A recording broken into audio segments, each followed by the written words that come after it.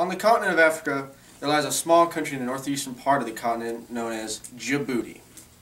It was founded by France in the late 1800s, and this may be the first time you've heard of this country because it sure was my first time. As I was just flipping through a globe, and I laughed really hard when I pronounced it wrong as well. But when I finally figured out the first pronunciation of Djibouti, I was like, man, I gotta do my speech over this.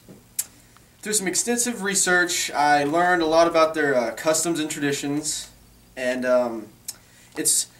their culture has been passed on over generations and generations, and it's such a small country, it kind of goes forgotten about.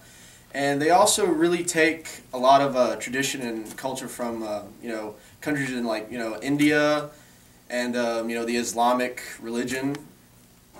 They have two major ethnic groups called the Issa Somali and the Afar, alongside a few tribes and clans around the area.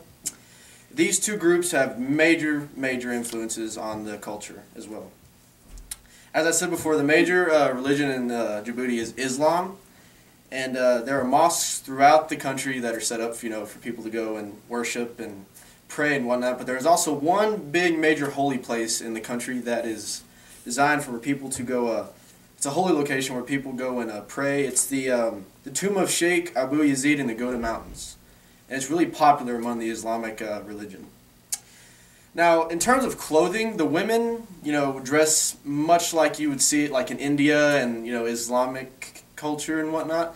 So it's really similar, but, they're allowed a lot more delicates, I guess you would say, jewelry, and you can see their face sometimes if they're married, and, during festivals, like I said, they can wear jewelry, but that's only during festivals, and headdresses as well. The traditional clothing for men is jalabia. It's basically what you would see most men wearing in more of the countries in Africa. It's like basically a big drape, and they just drape it over. It's like a big piece of cloth that's really baggy, and they wear that, and they dress really similar. Like the women dress really similar to those in countries like in India and Eastern Asia, I guess you'd say. The two biggest racial groups are the Issa Somalia and the Afar. They have played a big important role, like I said. The locals often sing songs and about stories in their native languages, and they are Arabic, Somali, Afar, and French. The Somalis have a vocal tradition that has influenced the Issa Somali and Afar, although those two groups don't really like each other.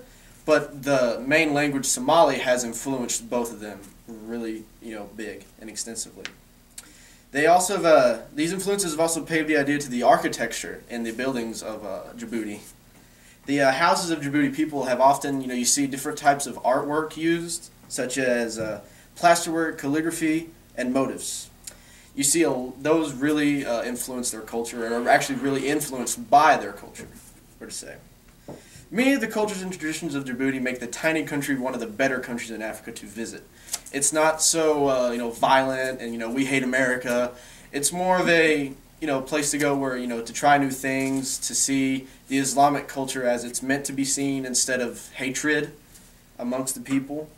And I'd say if you're going to Africa, Djibouti would be your one-way flight. To me that's the best place to visit. So thanks.